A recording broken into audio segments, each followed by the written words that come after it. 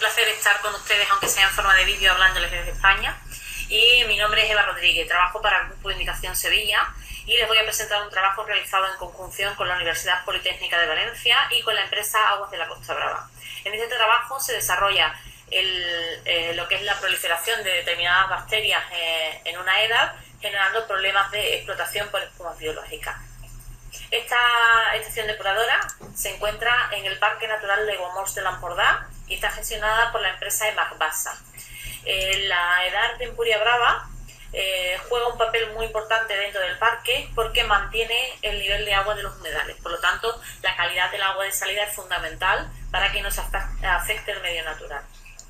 Esta edar es una edar pequeña que recoge las aguas residuales desde la urbanización de Empuria Brava y del municipio de Castillo de Umprais y es un reactor biológico circular, un volumen pequeño, que tiene diferenciación de población tanto en invierno como en verano. La edar tiene la posibilidad de control mediante sonda redox, tiene un analizador de amonio y una sonda de oxígeno. Durante unos episodios en la edar se detectaron una serie de espumas biológicas que cubrían toda la superficie del decantador y que evidentemente generaban problemas de explotación.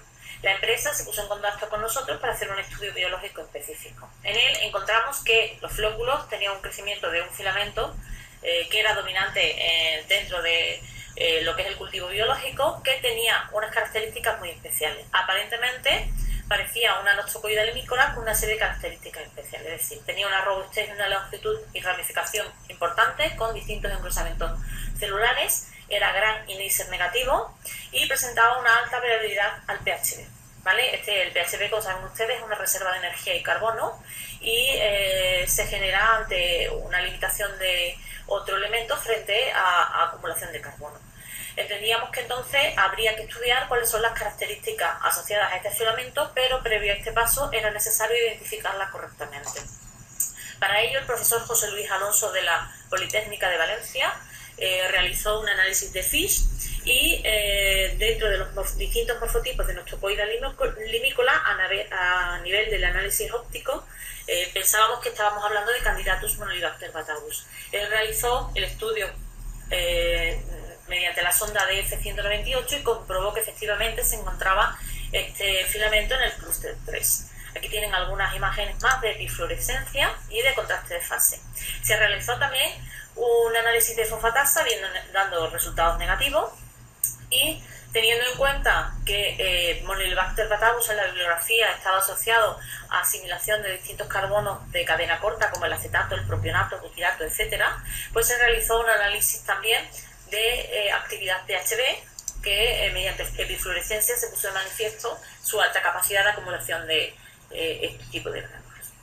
Una vez definido el filamento, se procedió a realizar una metodología de estudio y seguimiento de la planta. El periodo de muestreo pasó desde septiembre de 2009 hasta mayo de 2010. En este periodo pues, nos encontramos con que había dos sistemas de proceso. El primero trabajando con el reactor circular, que era la línea nueva, la línea actual de funcionamiento de la planta, y el segundo trabajando con el reactor carrusel, que era la línea antigua, que por problemas en la línea nueva pues durante un periodo de tiempo se trabajó con este tipo de reactor carrusel. El muestreo lo dividimos en tres periodos en función de qué equipos estuvieran funcionando. En el periodo 1 se trabajó con el reactor biológico circular, lo que llamamos línea nueva, y se trabajó bajo consigna por amonio, controlando por amonio. En el periodo 2 estaríamos trabajando con el reactor carrusel, en línea vieja, y bajo consigna de oxígeno. Y en el periodo 3 se volvió al reactor circular, ya se habían hecho las reparaciones adecuadas en la planta, pero en este caso se trabajó bajo consigna por redos. Los tres sistemas dieron una serie de condiciones o limitaciones del crecimiento de Monilobacter batagus distintos. En el primero de ellos, el amonio, controlado bajo el amonio, había altos niveles de concentración de Monilobacter batagus, mientras que en la línea carrusel y bajo consigna por redos, estos metros por mililitro pues disminuían. Nos planteamos que las posibles pautas de desarrollo de este organismo podrían ser, por un lado, el vertido de fosa séptica que se realizaba en la edar, que eran vertidos controlados. Por otro lado, las concentraciones y calidades del afluente y las distintas estructuras biológicas que se formaban. Y por otro lado, la posibilidad de que las distintas zonas anóxicas óxicas generaran algún tema de desarrollo de este organismo. Respecto al vertido por fosas ópticas, encontramos que, aunque no teníamos muchos datos porque solo se encontraban en la fase desde abril hasta mayo, estos vertidos de fosas no generaban ningún problema en la edad y no había un crecimiento asociado de Monhelicobacter batabus importante. Respecto al control de afluentes, sí que vemos en las distintas medias, como se muestra en la diapositiva, que durante el proceso, o sea, el estudio 1 y 2, las DQO estaban en torno a unos 500 miligramos litros, mientras que en el tercero estábamos cerca de 800 miligramos litros, con lo cual hay una diferencia importante. Igualmente, la conductividad es alta en las condiciones 1 y 2, mientras que en la 3 decrece hasta 3.000 microsiemens.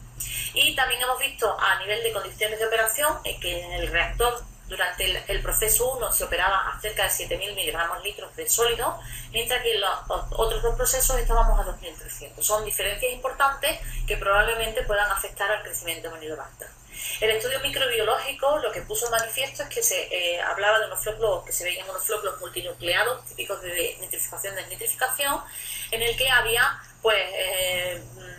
diferenciaciones suficientes para que hubiera actividades exoenzimáticas dentro del flóculo. Sí que constatamos que aunque las V30 eran altas, había un carácter estructural de Monhelicobacter batabus que a baja concentración daba cohesión al flóculo. La caracterización flocular realizada en los 3 periodos de estudio muestra que durante el primer periodo la caracterización fue del flóculo calificada como regular, mientras que los otros dos como buenos. Igualmente, a nivel de filamentos, de crecimiento de filamentos, nos encontrábamos con que había una comunidad de filamentosas formadas por Monhelicobacter batabus, T0092 y Microtis parvicella, que compartían nicho, pero que durante el primer periodo dominaba claramente Monhelicobacter batabus con una concentración de casi 2.000 metros por mililitro. Durante el segundo muestreo, esta concentración bajó hasta 800 metros por mililitro, y en el tercer muestreo llegó hasta 400 metros por mililitro, generándose un crecimiento de Microtis parvicella y Monhelicobacter batabus, poniendo de manifiesto que bajo este periodo había una competitividad ecológica. Por lo tanto, la comunidad de bacterias filamentosas formadas en este estudio nos indican que hay una serie de deficiencias de oxígeno, bajas cargas másicas, deficiencias de nutrientes y altas edades de fango asociados a la comunidad Monhelicobacter batabus, Microtis parvicella y T0092. Las tensiones de Neisser ponían de manifiesto efectivamente que había esa deficiencia de nutrientes. Respecto a la comunidad de protistas y metazoos encontrados, pues nos encontramos con unas diferenciaciones de especies típicas de fangos estabilizados con edades avanzadas. Durante el periodo 1 y el periodo 3 hay diferencias importantes a nivel de densidad, abundancia de organismos, individuos por mililitro, y a nivel de biodiversidad. El periodo 3 permite una mayor densidad y biodiversidad de los organismos. En la gráfica siguiente, en la que se estudia la evolución poblacional de los protozoarios en los 3 periodos, se observa cómo bajo consigna de amonio hay una limitación en la densidad de los organismos que disminuye a lo largo del proceso carrusel, pero que la consigna por redes permite un desarrollo más efectivo de la comunidad protozoaria en la planta.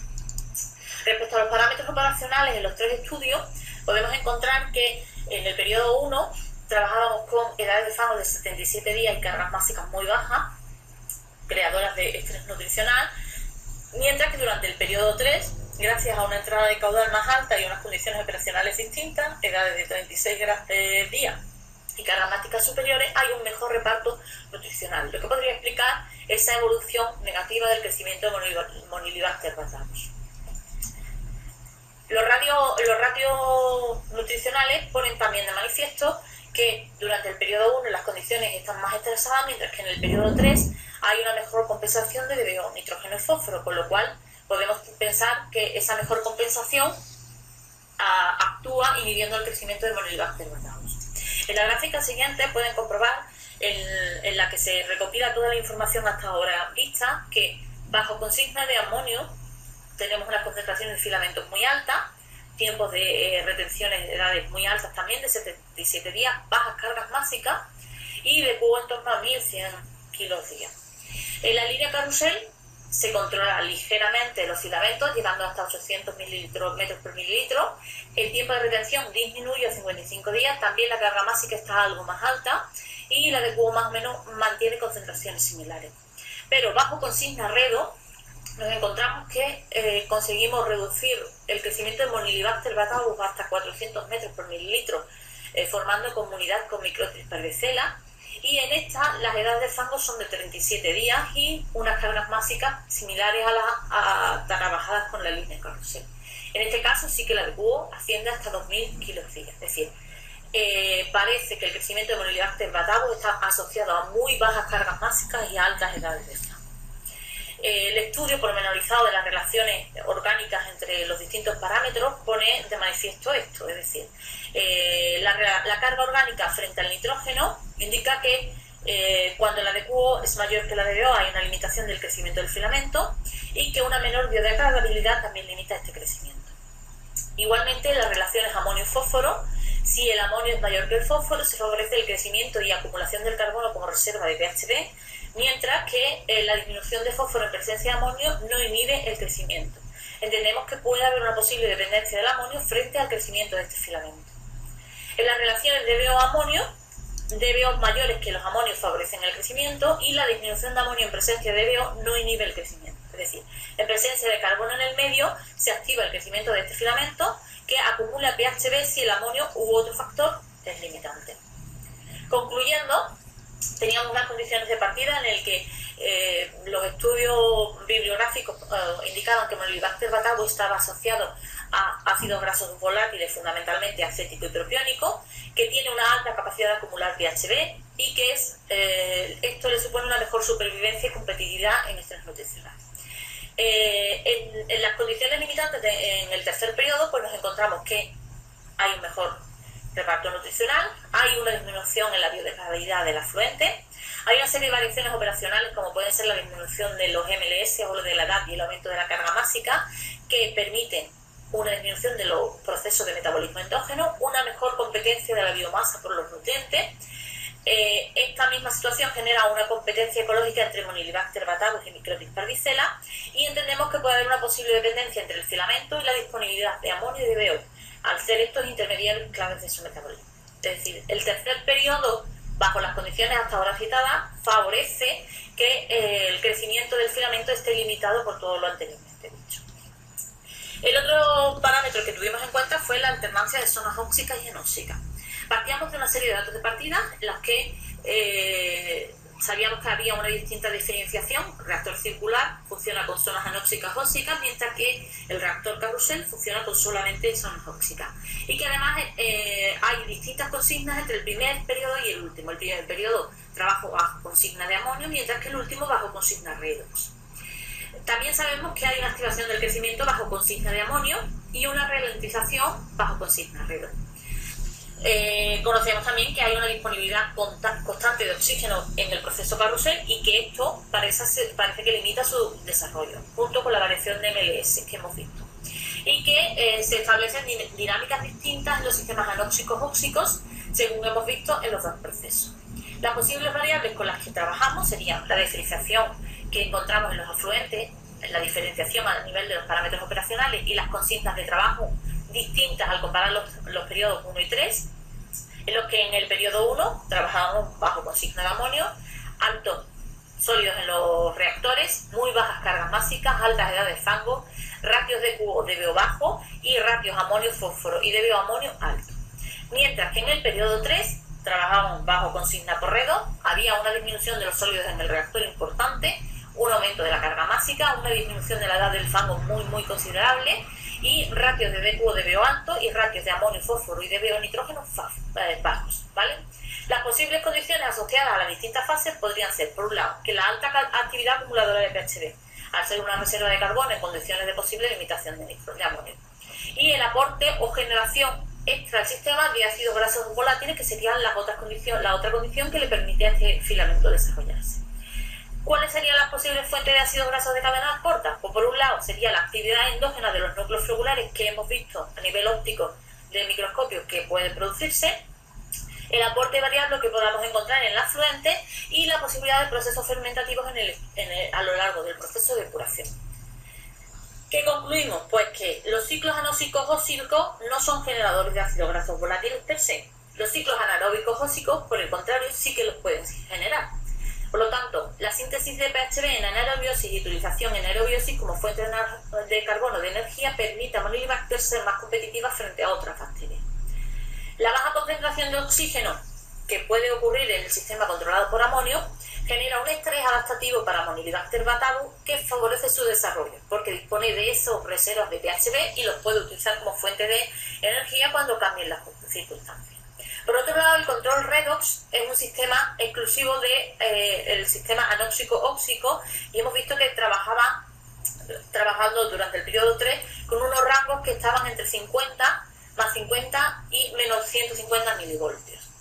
Mientras que bajo consigna de amonio, que era el primer periodo, se pueden crear importantes reducciones en el potencial redox, llegando incluso a menos 400 milivoltios, con lo cual ahí no estaríamos hablando realmente de ciclos anóxicos óxicos, sino de ciclos anaeróbicos óxicos.